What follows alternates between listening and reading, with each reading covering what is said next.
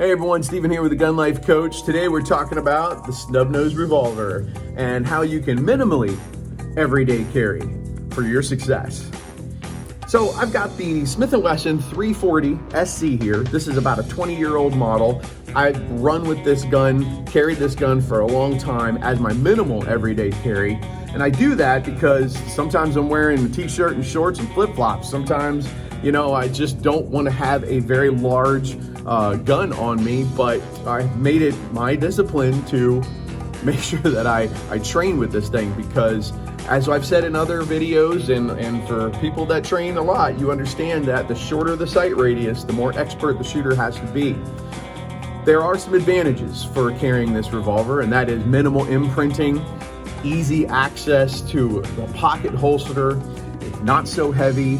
The learning curve you'll have is loading and reloading this gun, but they're extremely accurate, extremely reliable, and there's some bonuses that you can put on these things. And bonus, what I mean is, like here, this is a Crimson Trace laser grip, so it's easier to point and shoot in lower light conditions. But if you study long enough and train long enough, you'll know that most concealed carry conflicts, armed conflicts, happen in a low light condition, almost 70% of the time.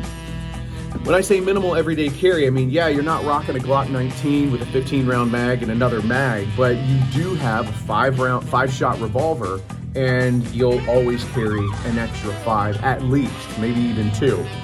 So there's your Snubnose revolver. It's a great way to be able to carry something minimally, feel that you can defend yourself with it as long as you train with it, and be confident that you've got some power in that little revolver. These guns are made with 38 Special plus P. I'd recommend 38 Special plus P as a minimum defense round, or 357 Magnum. The 340 SC and the one that I'm carrying on me right now is the M&P 340. It's a little heavier than the Scandium frame, not much. Also has the Crimson Trace. It does have a night sight on it. It still is a 5-shot J-frame Smith and Wesson here. So these are excellent guns for you to train with and carry. How do you hold on to revolver? That's a question that's asked all the time in classes.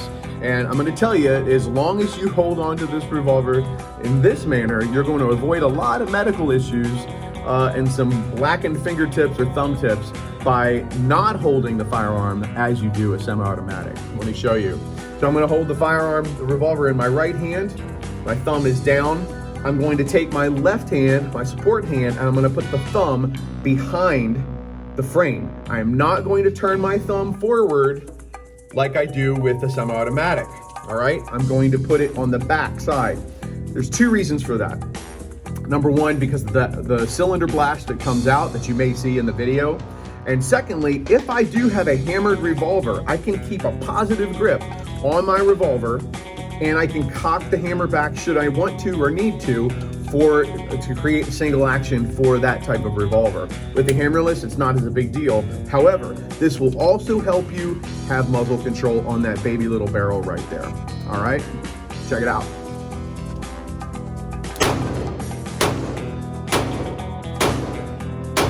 All right, let's talk about loading up our revolver here.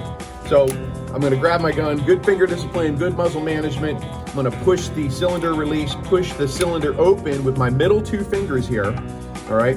And I'm gonna hold it in my left hand. This gives me free hand to use my speed loader.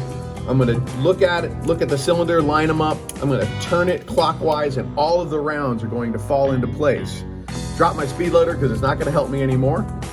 Take my fingers out, that would be helpful, and close the cylinder. I'm gonna push it left and right to make sure the cylinder is locked in place, and then I can go to work.